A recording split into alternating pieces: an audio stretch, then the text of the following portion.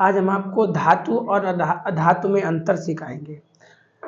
Image के माध्यम से सिखाएंगे, एक चित्र के माध्यम से आपको सिखाएंगे तो आपको जल्दी याद होगा, एक ही बार में याद हो जाएगा। ठीक है, ऐसा होता है जब हम किसी चीज को एक गाने के माध्यम से, जैसा मान लो एक सॉन्ग है, उसको सुनते रहते हैं, इमेज के माध्यम से देखते हैं, वो हमें जल्दी याद हो जाता है ना। इसीलिए हम आपके जो धातु अधातु में अंतर एक इमेज के माध्यम से सिखाएंगे तो आपको जल्दी याद हो जाएगा। ठीक है, तो एक मेरे पास धातु है, ये मेरे पास अधातु है। ठीक है, ये आपके जो पटरी है और ये आपकी रिंच है। आप इसकी जगह पे पेचकस भी ले सकते हैं या ये दोनों ले लो, इससे भी आपका काम हो जाएगा। समझने के लिए इशारा काफ़ी होता है, तो इसी के माध्यम से आपको समझाएंगे। हालांकि ये थोड़ा पुरानी है, काई वाई लगी है, इसीलिए ये आपका कम है। इसकी जगह पर ये चीज़ ले ले रहा। ठीक है, ये आपका देखो शार्प चमक रहा है और ये भी आपकी ठीक है। तो हमने पहला अंतर लिखा है कि धातु और अधातु। धातुएं ठोस होती हैं आपकी, जैसे ये धातु है, ये आपकी ठोस है बिल्कुल। आप इसे कैसे भी करके देखो, ये आपकी बिल्कुल ठोस है। इसे भी देख लो, आपकी ठोस है बिल्कुल, आपकी रिंच है। तो धातुएं क्या लिखोगे आप कि धातुएं ठोस होती हैं। ये ठोस भी होती हैं, द्रव भी होती हैं, गैस भी होती हैं, तीनों अवस्थाओं में पाई जाती है। जैसे यहाँ पे तो हमने ये दे दिया, और जो आपकी जो धातुएं होती हैं, जैसे तो वो आपकी ठोस में भी पाई जाएगी, द्रव में भी, तीनों अवस्थाओं में पाई जाती हैं। जैसे यहाँ पे तो ये पटरी है, और भी जैसे आपकी जो धातुएं हैं, ग्रेफाइट है, यहाँ पे लिखा है, अच्छा वो नहीं लिखा है, जैसे आपकी आयोडीन है, ग्रेफाइट है, ये आपकी धातुएं होती हैं। तो ये कैसी होती हैं, चमकदार भी होती हैं, वो तीनों अवस्थाओं में पाई जा सकती हैं।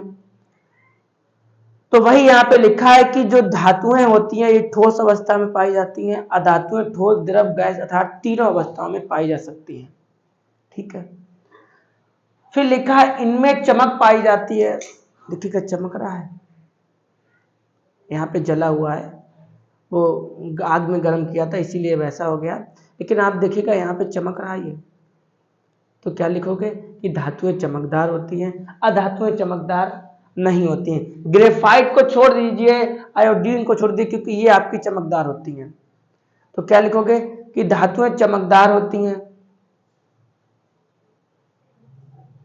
क्या होता है कि धातुएं चमकदार होती हैं और अधातुएं चमकदार नहीं होती हैं। ग्रेफाइट और आयोडीन होता है वो चमकदार होता है। ठीक है, आगे लिखा है धातुएं अपारदर्शी होती हैं, और ये पारदर्शी होती हैं, अपारदर्शी होती हैं, पारभासी भी होती हैं। ये पारदर्शी अपारदर्शी क्या होता है, हमने आपको शॉर्ट वीडियो के माध्यम से आपको समझाया था कि पारदर्शी क्या होता है, अपारदर्शी क्या होता है। जैसे स्पष्ट रूप से आपको आर पार दिख जाए, उसे क्या कहते हैं, पारदर्शी कहते हैं। जैसे आप कांच का गिलास लेना और उसके माध्यम से कांच के गिलास को ऐसे करना आप, तो आपको कांच गिलास का इधर उधर स्पष्ट दिखाई देगा, तो उसे को हम कहते हैं पारदर्शी। अब अपारदर्शी क्या होता है, जिससे स्पष्ट ना दिखे। जैसे मेरे पास ये कोई किताब है, जैसे मान लो ये पेपर ले लिया हमने, हमें आर पार दिखेगा, नहीं दिखेगा ना, तो क्या है, अपारदर्शी है।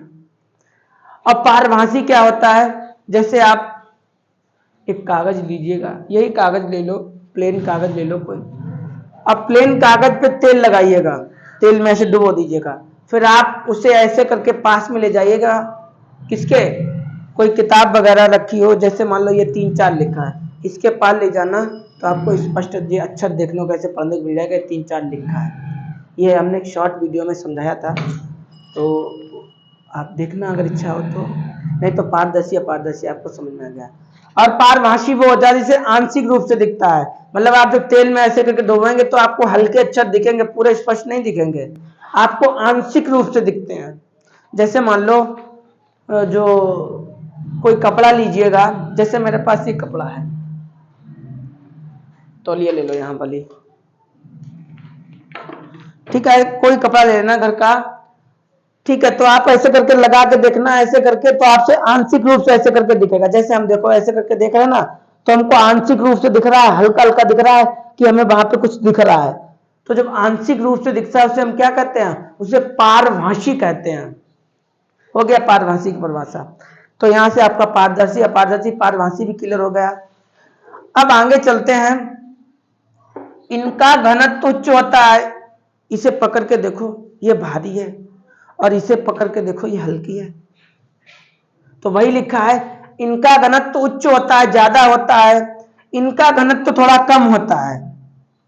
मतलब आप ये हाथ में ले लो, ये हाथ में ले लो, दोनों हाथ में ले लो, तो देखो ये भारी है, 100 ग्राम की हो, 200 ग्राम की हो, है भारी है, और ये आपकी 85 ग्राम की। तो ये हल्की भारी होती हैं और ये हल्की होती हैं। हो गया आपका।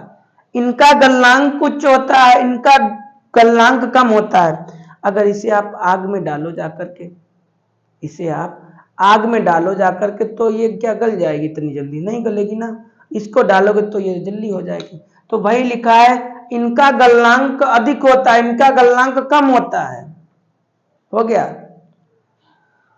आगे लिखा, इनमें तन्यता का गुण पाया जाता है, अर्थात इनके तार बनाए जा सकते हैं। जैसे इससे आप जब ज्यादा कूटा काटी करोगे तो इसके तार बनाए जाते, मतलब ये तार खींचे जा सकते हैं इसके।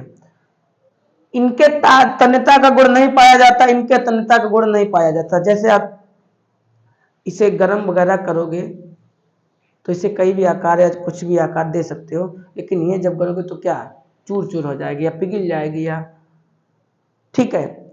अब लिखा है, ये आघात वर्धनीय होती हैं। आघात वर्धनीय क्या होता है? जैसे ये है मेरे हाथ में, अगर हम इसे, हाँ, अगर हम इसे पीटेंगे, हथौड़े से पीटें या गरम करके पीटें, तो ये पापड़ बन जाएगी ना, चादर बन जाएगी, पापड़ बन जाएगी। तो क्या लिखोगे?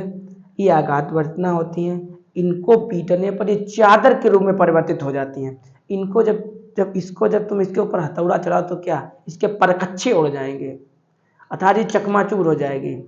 तो वही बात यहाँ पे लिखी है कि ये भंगुर होती हैं, इन्हें पीटने पर टुकड़े हो जाएंगे, चूर चूर हो जाएगी। तो बताओ धातु धातु का अंतर समझ में आया? मेरी पढ़ाई और विज्ञान समझ में आ रही है ना? ठीक है, एक बार हम आपका रिपीट कर दे रहे हैं। थोड़ा इधर पे पता नहीं क्यों अंधेरा सा दिख रहा है, कुछ ज़्यादा लाइट पड़ रही है। तो वही लिखा है। अब हम आपको इसके माध्यम से, देखो आप पेपर में जब दिख रहे हो, ये क्वेश्चन इस बोर्ड परीक्षा में ज़्यादातर पूछा जाता था, बहुत बार पूछा गया ये क्वेश्चन। जब हम मेरे टाइम में पढ़ते थे तब ये क्वेश्चन बहुत ज़्यादा पेपर में आता था, ठीक है। और अब आप पढ़ के देखिएगा, कुछ ज़्यादा टफ नहीं है।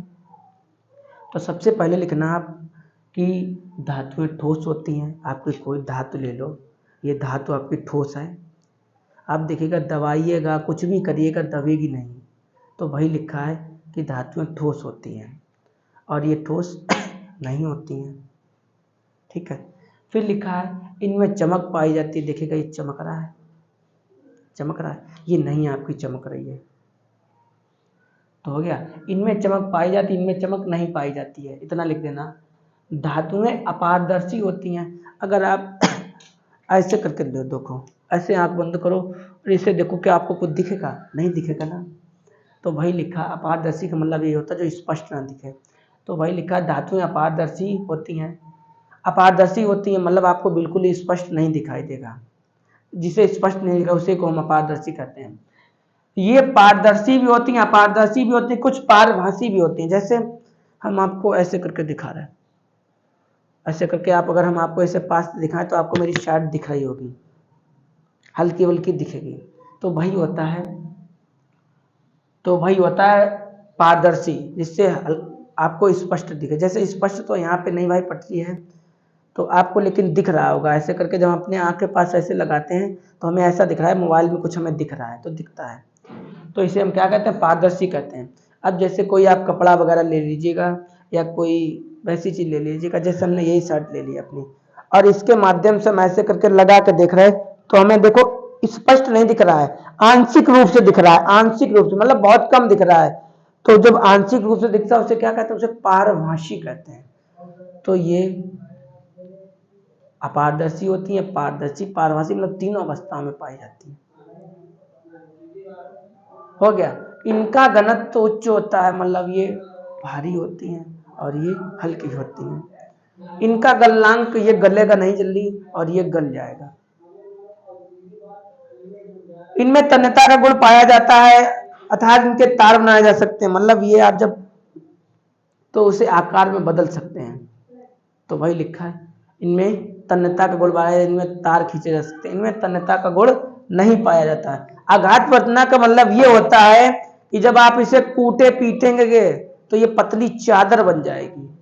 जैसे यहाँ पे देखो कूटा गया है तो इस प्रकार हो गया, अगर और कूटा जाता तो कैसा पापड़ सा बन जाता। पापड़ जैसे देखो होगा, जो महिलाएं वगैरह होती हैं वो आलू के पापड़ बना देती, आलू कैसा होता है, और उसे बेल के पापड़ बना देती हैं। तो ये आपका आघात वटना होता है। ठीक है, तो आलू से जब पापड़ बन जाता है उसे हम क्या कहते हैं, उसे आघात वटना कहते हैं। तो आपको धातु और धातु में अंतर समझ में आ गया हो। अगला आपके लिए अंतर लेके आएंगे, हमने रुधिर लसिका में अंतर समझा दिए, तीसरा मेरा ये वीडियो है तो आप समझना। ठीक है।